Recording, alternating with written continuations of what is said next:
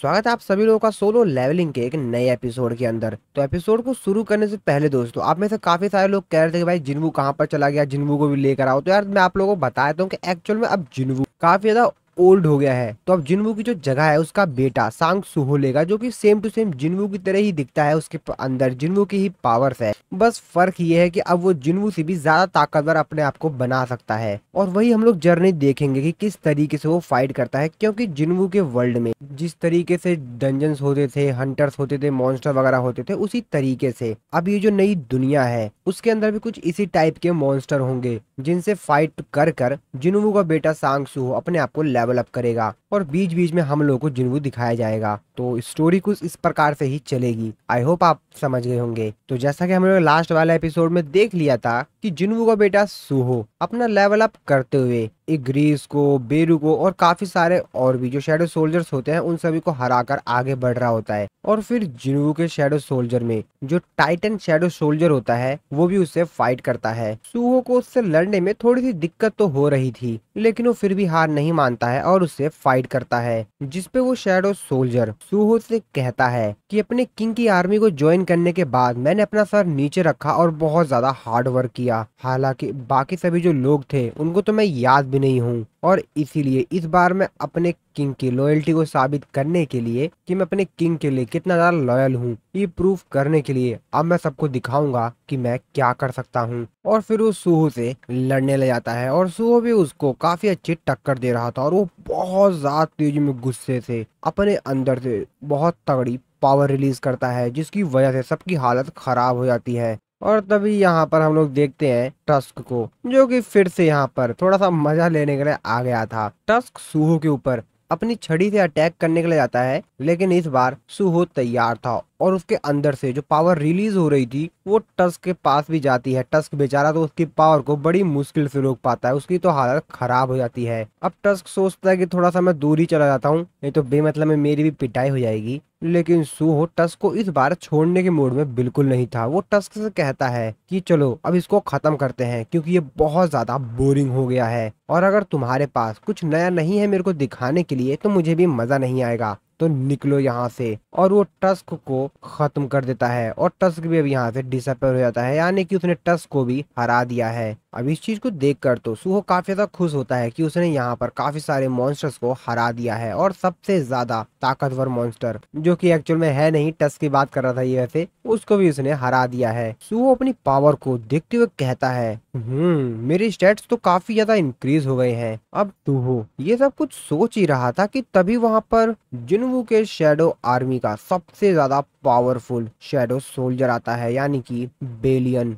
बेलियन को वहां पर देखकर तो सुहो बहुत ज्यादा हैरान होता है कि अबे ये कौन है, वैसे क्या ये और भी ताकतवर है क्या, क्योंकि वो बेलियन के सामने एकदम छोटा सा लग रहा था। सुहो उसकी तरफ देखते हुए कहता है कि सच में ये तो और भी ताकतवर लग रहा है, और सच बताऊं तो ये उस एंट मॉन्स्टर से भी ज्यादा ताकतवर लग रहा है। सुहो बेलियन से कहता है कि वैसे तुम बातचीत तो करते हो ना, कुछ बोलते हो ना, लड़ाई को शुरू करने से पहले मैं तुमसे कुछ पूछना चाहता था, तो क्या मैं तुमसे पूछ सकता हूँ? मेरे को तुम ये बताओ कि आखिरकार मैं कितने ज्यादा परसेंटेज मॉन्स्टर से अभी तक लड़ चुका हूँ, यानी कि अभी मेरे को कितने और मॉन्स्टर से लड़ना है, क्योंकि मैं तब से बस मॉन्स्टर से लड़े जा रहा हूँ और ये खत्म ही नहीं हो रहे हैं, पता नहीं कितने सारे हैं। और तभी बेलियन उसको एक बहुत बेहतरीन सा प्यारा सा अच्छा सा सरप्राइज देता है। वो उससे कहता है कि जिन सोल्जर से तुमने डेमन कैसा में फाइट की थी, अगर तुम उनको हटा दो तो तुमने तो सिर्फ अभी बहुत कम से फाइट की है, मतलब ना के बराबर सोल्जर से। अब इस बात को सुनकर तो सुहो बहुत ज्यादा हैरान होता है, कहता अबे मैंने इतने सारे मॉन्स्टर्स को मार दिया, मुझे लगा कि मैंने बहुत सारों को मार दिया, मैंने इतने सारों को हरा दिया, लेकिन अबे ये क्या लॉजिक चल रहा है। और फिर सुहो कहता है कि ठीक है तो अब मेरे को तुमसे लड़ना है, चलो ठीक है लड़ाई करते हैं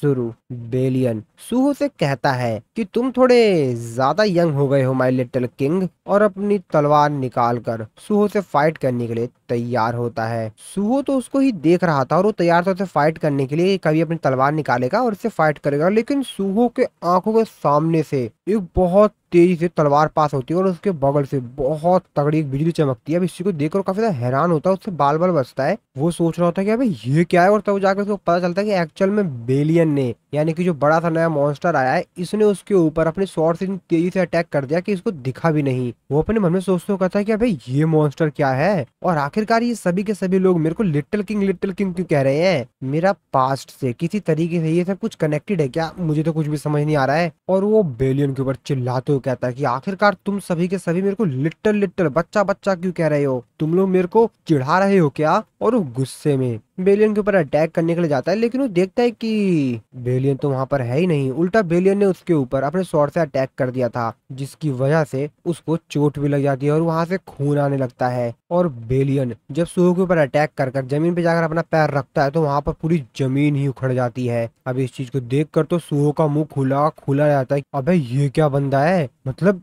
ये इतना ज्यादा ताकतवर है क्या। और फिर बेलियन सूहो के नजरों के सामने से एकदम से गायब होता है और काफी ज्यादा तेजी से वो सूहो के ऊपर चारों तरफ से अटैक करने लगता है। सूहो तो उसकी स्पीड को देख ही नहीं पाता है, उसे तो समझ ही नहीं आता है कि वो उसके ऊपर कहाँ से अटैक कर रहा है और वो उसके ऊपर उल्टा कहाँ पे अटैक करे, उसे तो कुछ भी समझ नहीं आ रहा होता है। उसको तो बस लाइंस दिख रही होती है कि उसके चारों तरफ पर्पल कलर की लाइन जा रही है, उसे तो पता नहीं चल रहा होता है कि क्या हो रहा है यहाँ पर। और बेलियन की इतनी ज्यादा तेज रफ्तार था कि आसपास के जितने पत्थर थे वो पूरे के पूरे उखड़ गए थे जमीन से। हालांकि सूहो भी बेलियन को टक्कर तो दे रहा था, बेलियन जो उसके ऊपर अटैक कर रहा था, सूहो उन अटैक को डॉज कर पा रहा था। और तभी सूहो बेलियन को पकड़ लेता है। वो उसके पकड़ते हुए कहता है कि मानता हूँ कि वीपन तुम्हारे ऊपर इस्तेमाल नहीं कर पाऊंगा, तुम्हें उससे कोई फर्क ही नहीं पड़ेगा, लेकिन मैं तुमको पकड़ तो सकता ही हूँ ना। और फिर वो बेलियन के ऊपर एक अटैक करने के लिए काफी ज्यादा तेजी से की तरफ जाता है और उसके ऊपर अटैक करता है, लेकिन बेलियन अपनी तलवार उसके आगे ले आता है, जिस वजह से वहां पर एक बहुत बड़ा धमाका होता है। तो वो फिर से रेडी होता है बेलियन के ऊपर अटैक करने के लिए। तो वो बेलियन से कहता है कि अगर तुम अपने दोनों हाथों का इस्तेमाल कर कर मेरे अटैक से बचोगे। और फिर काफी ज्यादा तेजी से जाकर वो बेलियन के ऊपर अटैक करने के लिए जाता है और इस बार वो सक्सेसफुली उसके ऊपर अटैक कर भी देता है। बेलियन काफी ज्यादा दूर जा गिरता है और जहां पर बेलियन जाके गिरता है वहां की पूरी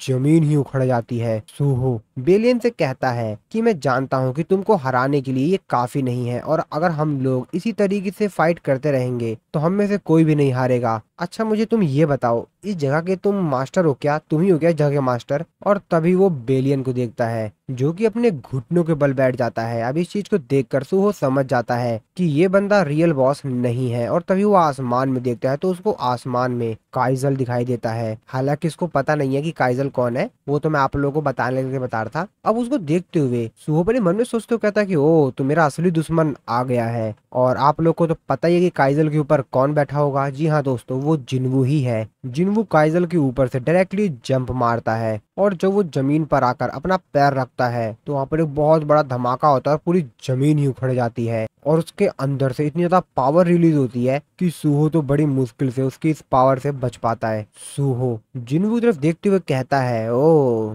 तो ये वही बंदा है, तो यही है मेरा असली दुश्मन। तो असल में आप लोगों को बता देता हूँ कि एक्चुअली में ये जिन्वू ही है, लेकिन सूहो को कुछ मालूम नहीं है क्योंकि जिन्वू ने इस समय अपने चेहरे के ऊपर मास्क पहना हुआ है, तो उसको पता नहीं कि मेरा पिता है। तो वो एक तरह से इसको अपना दुश्मन समझ रहा है और अनजान इंसान की तरह से लड़ाई करेगा। और फिर जिन्वू भी अपना डैगर निकाल लेता है सूहो से फाइट करने के लिए और वो तैयार होता है सूहो से फाइट करने के लिए। सूहो अपने मन में सोचते हुए कहता है कि अबे डैगर। वो जिन्वू तो देखते अपने मन में सोचते हुए कहता है कि मैंने अपना पहला दुश्मन देखा है जो कि एक इंसान है, तो शायद हम कुछ बातचीत कर सकते हैं। और वो उससे कहता है कि अरे सुनो सुनो, लेकिन जिन्वू उसका कोई भी रिप्लाई नहीं देता है। सूहो अपने मन में सोचते हुए कहता है कि ये मेरा जवाब नहीं दे रहा है क्या, तो फिर ठीक है, अगर यही बात है तो फिर मैं इसको सबक सिखाऊंगा। और तभी वो जिन्वू के पीछे देखता है तो उसके पीछे एक गेट ओपन हो गया होता है। अब इस चीज को देखते हुए अपने मन में सोचते हुए कहता है कि अबे ये गेट खुल गया, ये गेट यहाँ पर कैसे आ गया, क्योंकि मैंने तो अपने अभी तक एनिमी को हराया ही नहीं है। तो फिर इसका मतलब तो शायद यही है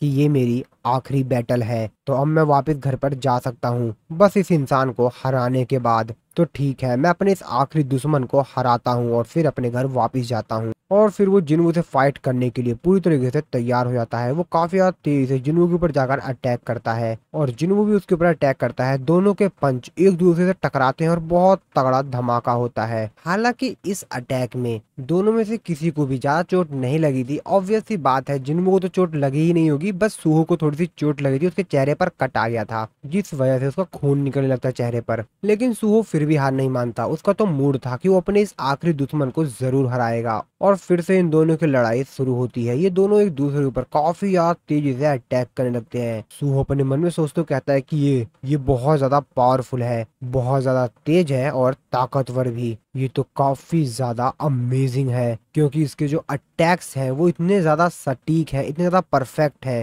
कि मैं बड़ी मुश्किल से इसके अटैक को डॉज कर पा रहा हूँ। और मैं बड़े गर्व के साथ कह सकता हूँ कि इसके जो टेक्निक्स हैं, इसके जो अटैक्स हैं, वो जितने भी मैं भी शैडो सोल्जर से लड़ा हूँ उनसे ज्यादा परफेक्ट है। जिन्वू सूहो के ऊपर इतने सारी जगहों से, अलग अलग दिशाओं से उसके ऊपर अटैक करता है अपने डैगर से कि सूहो बहुत ज्यादा घायल हो जाता है। सूहो तो अपने मन में सोच रहा होता है कि आखिरकार इसने कितनी ज्यादा मेहनत की है और आखिरकार ये कितने सारे बैटल में लड़ा है, आखिरकार ये कितना परफेक्ट इंसान है और आखिरकार इसके ज्यादा स्किल्ड पर्सन बनने में मुझे कितना टाइम लगेगा। हालांकि सूहो काफी ज्यादा घायल था लेकिन वो हार मानने के लिए तैयार नहीं था। अपने मन में सोचते हुए कहता है कि ठीक है, मैं मानता हूँ कि ये स्किल्ड है, लेकिन इसका मतलब तो ये बिल्कुल भी नहीं है कि मैं हार मान जाऊं। मेरे जो स्टैट्स हैं वो भी काफी ज्यादा हाई हो चुके हैं और साथ ही मेरी जो कॉम्बैट स्किल है वो भी काफी ज्यादा बढ़ चुकी है और इसको हैंडल करने के लिए वो काफी है। और ऐसा सोचते हुए कि शायद वो अपने इस आखिरी दुश्मन को इस बार तो हरा ही देगा, वो काफी ज्यादा तेज से जिन्वू की तरफ जाकर अटैक करता है और जिन्वू भी तैयार होता है उससे फाइट करने के लिए। सूहो काफी ज्यादा तेज से जिन्वू की तरफ जा रहा होता है अटैक करने के लिए। अपने मन में सोचते हुए कहता है कि मानता हूँ कि इस इंसान के पास मेरे से ज्यादा पावर है, मेरे से ज्यादा हाई लेवल के स्टैट्स है, लेकिन फिर भी मेरे पास चांस है कि मैं इसको हरा सकता हूँ। और वो डायरेक्टली जाकर जिन्वू के ऊपर अटैक करता है। लेकिन जिन्वू के ऊपर अटैक करते ही उसने अपने हाथ में जो ग्लव्स पहना हुआ था वही टूट जाता है। तो अब जिन्वू ने सूहो का वो ग्लव्स ही तोड़ दिया है जिसकी वजह से सूहो यहाँ पर काफी अच्छी लड़ाई कर पा रहा था। अब इस चीज को देखकर तो सूहो और भी ज्यादा फ्रस्ट्रेटेड हो जाता है। उसके पूरे हाथ से, शरीर से खून ही खून निकल रहा होता, लेकिन वो हार नहीं मान रहा था। वो अपने मन में सोचते हुए कहता है कि हाँ, ये मेरा दुश्मन है लेकिन फिर भी मैं इसकी इज्जत करता हूँ क्योंकि ये मेरे से ज्यादा ताकतवर है और अब मैं इसके जितना ही ताकतवर बनूंगा। और वो जिन्वू पे फिर से अटैक करता है लेकिन जिन्वू उसके इस अटैक से बच जाता है और उसके सर के ऊपर हाथ रखता है। अब इस चीज को देखकर तो सूहो बड़ा ही कंफ्यूज सा हो जाता है कि ये क्या हो रहा है, इसने इस बार मेरे को नुकसान नहीं पहुंचाया, मेरे ऊपर अटैक नहीं किया। जिन्वू उससे कहता है कि वैसे तुमको ये गेम खेलने में मजा आया ना, तुमने एंजॉय किया ना। सूहो अपने मन में सोचते कहता है कि एक मिनट, गेम गेम और वो जिन्वू की तरफ देखता है। अपने इस दुश्मन की आवाज उसको जानी पहचानी से लगती है। जिन्वू से कहता है कि तुम्हारी परफॉर्मेंस काफी ज्यादा बेहतरीन थी और तभी सूहो उस चेहरे की तरफ देखता है। वो कहता है कि ये आवाज तो डैड। और उस जिन्वू का चेहरा देखते ही पहचान जाता है कि एक्चुअल में ये उसका दुश्मन नहीं, उसके फादर जिन्वू है। और लेकिन तभी जिन्वू सूहो को पकड़ता है और उसके सामने जो गेट ओपन हुआ था उसमें उसको धक्का देता है। सूहो तो समझ ही नहीं पाता है कि ये क्या हो रहा है। जिन्वू उसको धक्का देते हुए कहता है कि तुमको अभी भी काफी लंबा रास्ता तय करना है। और सूहो जब अपनी आंख खोलता है तो काफी ज्यादा हैरान होता है, कहता है कि अबे अबे मैं कहाँ पर हूँ। और तभी वो अपने आसपास का नजारा देखते हो, कहता है अबे मैं तो स्कूल में हूँ, क्या ये कोई सपना था क्या। अब वो तो काफी ज्यादा हैरान होता है कि यार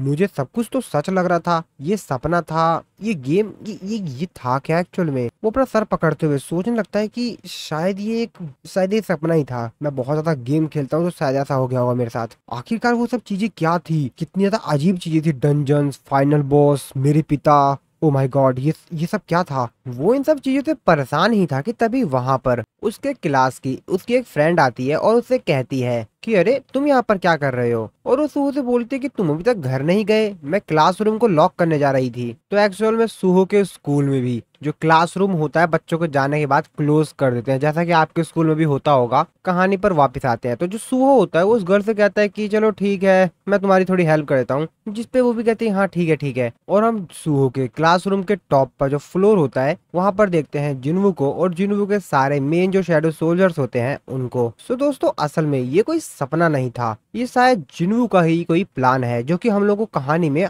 आगे जाके पता चलेगा। जिनवू कहता है वैसे आर्किटेक्ट के ट्रिक का इस्तेमाल कर कर मैंने एटर्नल स्लमर को एक गेम में बदल दिया। वो काफी अच्छा आइडिया था। तभी इग्रीस जुनू से बोलता है कि माय किंग वैसे क्या अभी सही समय नहीं है जब आप लिटिल मोनार्च को उनकी सारी पावर वापस लौटा दो। उन्होंने इस टेस्ट को कई बार दिया है और ये पहली बार था जब वो आप तक पहुंच गए। जिसपे जिनवू उन लोगों से कहता है कि अगर मैं ये विश्वास करता, मैं अपने ऊपर बिलीव करता कि मेरी अकेले की पावर ही ड्रैगन किंग को हराने के लिए काफी है, तो तुम लोगों को लगता है कि क्या मैं उससे जीत पाता? इससे कोई भी फर्क नहीं पड़ता कि तुम कितने ज्यादा ताकतवर हो। अगर तुमको विश्वास ही नहीं है और इस बात की गारंटी है कि तुम्हारी हार पक्की है, तो तुम वहां से दूर भाग जाओगे। और एक ऐसे ओपोनेंट से लड़ना जो कि बहुत ही ज्यादा ताकतवर है बिना किसी प्लान के, ये एक बेवकूफी ही होगी। और जैसा कि आप में से काफी सारे लोग पूरे साल तो पढ़ाई करते नहीं हो, बस मजे लेते हो, और जब पेपर से कुछ दिन पहले बचा हुआ होता है तो फिर एक बढ़िया सा प्लान बनाकर कि हाँ ये टॉपिक मेन है, इसी को पढ़ लेता हूँ, और फिर पेपर में पास भी हो जाते हो। क्या बोल रहे हो, हमारा तो कोई और जुगाड़ होता है। हाँ मुझे पता है तुम लोगों के काफी सारे जुगाड़ होते हैं, वो सब छोड़ो, कहानी पर वापस आते हैं। इग्रीज भी अपने मन में सोचते हुए कहता है कि हाँ सही कहा, ये काफी जल्दी है, लेकिन मुझे विश्वास है कि एक दिन वो ये सब कुछ जरूर सीख जाएंगे। वो ये जरूर सीख जाएंगे कि किस तरीके से सिचुएशन के हिसाब से अपनी पावर का इस्तेमाल करना है। और अगर ऐसी सिचुएशन आ भी गई कि उन्हें खुद ही नहीं पता कि उनको क्या करना है, किस तरीके से अपनी पावर का इस्तेमाल करना है, तो ये बात तो पक्का है कि वो इस सिचुएशन को भी हैंडल कर लेंगे। इस तरफ हम लोग सूहू को देखते हैं, जिसको कि पता नहीं कितने सालों बाद एक लड़की मिली थी, तो भाई उससे पूरी दबा के अच्छे से बात कर रहा था। वैसे आप लोगों को तो यार ये भी नसीब नहीं होता है। तो सूहू की किस्मत थोड़ी सी अच्छी है, इसे बात करने का मौका मिल गया है, तो ये भी लगा हुआ है फुल एंजॉय करने में। लेकिन तभी उसका दिमाग में पता नहीं क्या होता है, वो कहता है कि यार, और वो फिर से जो उसने भी थोड़े समय पहले सपना देखा था गेम का, उसी के बारे में सोचने लगता है। इस तरफ हम लोग देखते हैं बेरू को, जो कि सूहू को ही देख रहा होता है, और फिर उसके पास जो सूहू की बचपन वाली ड्राइंग थी उसको निकालते हुए उसको देखकर रोने लगता है और कहता है कि माय लिटिल किंग। जिनवू भी बेरू की तरफ देखते हुए अपने मन में सोच रहा होता है कि मुझे कुछ इम्पोर्टेंट चीज करनी है, तो क्या मेरे को अपनी फैमिली को आज रात डिनर के लिए बाहर ले जाना चाहिए। ये भी ठीक रहेगा, काफी लंबा समय हो गया है। दूसरी तरफ न्यूज में बताया जाता है कि वांग डोंग सू और वांग डोंग सू ठगी करने वाले दोनों भाइयों को, जिन्होंने पूरे देश पर कब्जा कर लिया था, उन्हें आज दोपहर को गिरफ्तार कर लिया गया। और फिर नेक्स्ट न्यूज बताई जाती है कि एक बहुत बड़े माउंटेन पर और उस माउंटेन के आसपास की जो जगह पर थी, वहां पर बहुत तगड़ी आग लग गई थी, लेकिन अब उस आग पर काबू कर लिया गया है। तो 52 फायर ट्रक्स और 800 से भी ज्यादा जो फायर फाइटर्स थे, उन लोगों को वहां पर भेजा गया था और उन लोगों ने उस आग के ऊपर काबू पा लिया है। और हम लोग यहाँ पर मिस्टर बेग को भी देखते हैं, जो कि एक्चुअल में अब एक फायर फाइटर हैं। तभी उनके साइड से कोई आता है और उनको पानी की बोतल देते हुए कहता है कि ये लो, काफी अच्छा काम किया तुमने। मिस्टर बेक, जो कि कुछ और ही सोच रहे थे अपने मन में, तभी वो भी उस तरफ देखते हुए कहते हैं कि थैंक यू। सो एक्चुअल में इनका नाम मैं आप लोगों को नहीं बताऊंगा, आप लोगों को मालूम होगा, तो ये एनिमे की स्टार्टिंग में थे, तो आप लोग कमेंट करके बता देना। मिस्टर बेक अपने मन में सोच रहे होते हैं कि वैसे कैप्टन सांग काफी ज्यादा अमेजिंग है। हम अभी कुछ समय पहले ही आग बुझाने के लिए इतनी ज्यादा मेहनत कर रहे थे, लेकिन फिर भी उनमें अभी भी इतनी एनर्जी बाकी थी कि वो उठकर फिर से अगला काम करने लगे। मुझे आशा है कि मैं एक दिन उनके जैसा जरूर बन जाऊंगा। तभी मिस्टर बेक आसमान में कुछ चीज उड़ती हुई देखते हैं। वो कहते हैं कि वैसे क्या आपको वो आसमान में कुछ दिखाई दे रहा है? जिस पे मिस्टर सॉन्ग कहते हैं कि मुझे भी पक्का नहीं पता, लेकिन शायद वो कोई एरोप्लेन है। दूसरी तरफ योजिन, जिससे उसका जो असिस्टेंट मैनेजर होता है, वो उससे पूछता है कि सर सब कुछ ठीक तो है ना? योजिन उससे कहता है हाँ सब कुछ ठीक है। वैसे अभी हम लोग किस चीज की बात कर रहे थे? जिसपे उसका असिस्टेंट मैनेजर उसको बताता है कि आपको डिसाइड करना था कि आखिरकार आप हमारी जो गेम की कंपनी है, जो कि जल्द ही रिलीज होने वाली है, उसका टाइटल क्या रखेंगे। चिंता मत करो, इस गेम का नाम फ्री फायर या पबजी वगैरह कुछ नहीं होगा। इस गेम का नाम होगा सोलो लेवलिंग गेम। अरे मजाक कर रहा हूँ। उसका मैनेजर कहता है कि सर आप मेरे को सुन रहे हो ना? सर आप क्या सोच रहे हो, मतलब सर। और तभी यूजिन ऑफिस के अंदर एंटर करता है और सभी को चिल्लाते हुए कहता है कि सभी लोग ध्यान से सुनो, मेरी वाइफ प्रेग्नेंट है और मेरे बेबी को 6 हफ्ते हो चुके हैं। अब ये बात सुनकर सभी लोग काफी ज्यादा खुश हो जाते हैं, यानी कि अपने प्रेसिडेंट को, प्रेसिडेंट यो जिन को बधाइयां देते हैं। सभी लोग काफी ज्यादा खुश होते हैं और कहते हैं ओ सच में, तो फाइनली अब आप फादर बन गए। तभी योजिन सभी लोगों से कहता है कि ठीक है ठीक है ठीक है, हमारी जो नई गेम है हम लोग उसका नाम रखेंगे ब्यूटीफुल वर्ल्ड, खूबसूरत दुनिया। ये बात सुन के बाकी लोग कहते हैं क्या क्या,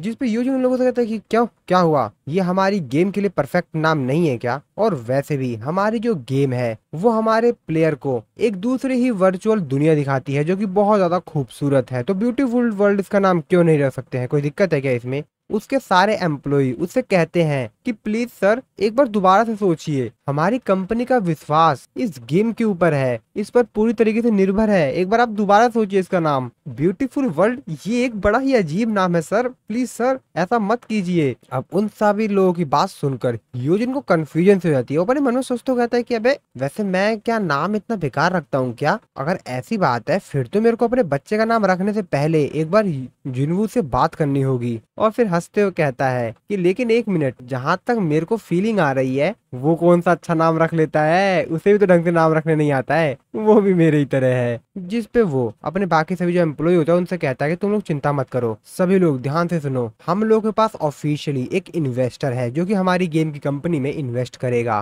सभी लोग कहते हैं क्या इन्वेस्टर को, कौन कौन पैसे लगा रहा है? यूजन उसको बताता है और सबसे अच्छी बात तो ये है कि गेमिंग इंडस्ट्री में उसका सबसे बड़ा नाम है, उसको हर कोई जानता है, फेमस मिस्टर चोई, जिन्होंने डिसाइड किया है कि वो हमारी इस गेम की कंपनी में इन्वेस्ट करेंगे, यानी हमारे गेम में इन्वेस्ट करेंगे। अब ये बात सुनकर बाकी सभी लोग कहते हैं कि क्या क्या सच में, ओ माय गॉड, ये तो सच में अमेजिंग बात है। दूसरी तरफ हम लोग योजिन के फादर को देखते हैं जो कि अपने बेटे की तस्वीर मैगजीन के फ्रंट पेज पर ही देखते हैं, जहाँ पे लिखा हुआ होता है कि एजिन के सॉफ्टवेयर प्रेसिडेंट यो जिन, जिसने कि अपनी फैमिली की वेल्थ को यानी फैमिली के पैसे को रिफ्यूज कर दिया और अपने दम पर ही काफी अच्छी सक्सेस हासिल की। योजिन के फादर और भी काफी सारे आर्टिकल्स पढ़ रहे होते हैं, मांग रहे होते हैं कि क्या इसमें कोई और आर्टिकल्स नहीं है क्या, बस यही लिखा हुआ है? जिन पे उसके बाकी सभी जो आसपास एम्प्लॉय बैठे होते हैं वो कहते हैं कि नहीं नहीं सर, अभी और भी आएगा सर, भविष्य में अभी और भी उन लोग उनके बारे में आर्टिकल्स आएंगे। जिस पे उसके फादर कहते हैं कि मैंने उसको इतनी बेहतरीन पोजीशन देने की सोची थी, लेकिन उसने इस बेकार से और घटिया सी छोटी सी कंपनी को स्टार्ट करने के चक्कर में मेरे उस ऑफर को मना कर दिया।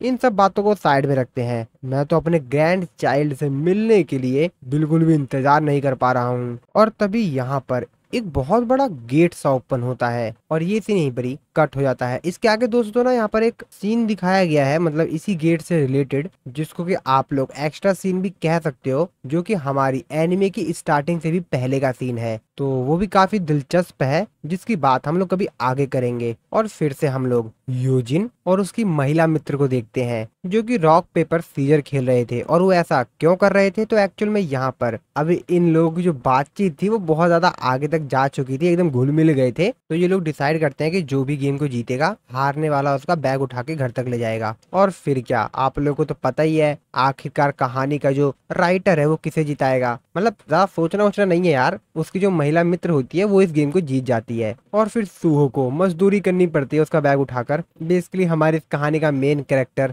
मतलब सेकंड मेन कैरेक्टर, वो बेचारा अब एक मजदूर बन गया है। मजदूर से याद आया जिन्वू भी एक समय बन गया था ना। सूहो कहता है कि ठीक है मैम। तभी सूहो आसमान में देखता है जिसपे उसकी महिला मित्र उससे कहती है कि क्या हुआ, कुछ अजीब देख लिया क्या तुमने आसमान में? सूहो कहता है कि अरे नहीं नहीं कुछ नहीं। तो एक्चुअल में वहां पर जिन्वू और मिस चाइन थी। मिस चाइन कहती हैं कि इस तरीके के नजारे को देखे हुए काफी लंबा समय हो गया है ना जिन्वू? और जिन्वू अपना मिस चाइन को उनके 16th साल गिरा पर एक गिफ्ट देता है जो कि एक लॉकेट होता है एक्चुअल में। और जिन्वू का हाथ देकर आप लोग समझ सकते हो कि एक्चुअल में जिन्वू हमारा काफी बूढ़ा हो चुका है, ओल्ड हो चुका है। और वो मिस चाइन को वो लॉकेट पहनाते हुए उनसे कहता है कि तुम पहले घर चली जाओ चाइन। मिस चाइन भी अरे सॉरी मिसिस चाइन भी जिन्वू से कहती हैं कि मैं तुम्हारे पीछे रहूंगी हरदम। और फिर एक दूसरे को किस करते हैं। अरे मुझे मत बोलना, भाई इतना ही सीन दिखाया गया था, कहानी में भी इतना ही सीन है, तो मैंने भी तुमको वही दिखा दिया है। मिस चाइन जिन्वू से कहती हैं कि तुम्हें ज्यादा समय तो नहीं लगेगा ना जिन्वू, मैं तुम्हारा इंतजार करूंगी।